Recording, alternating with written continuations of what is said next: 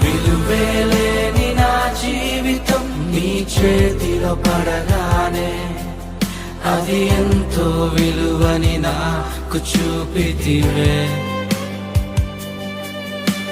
జీవమే లేని నాలోని జీవమును నింపుటకు నీ జీవితాన్నే తారబోసితివే.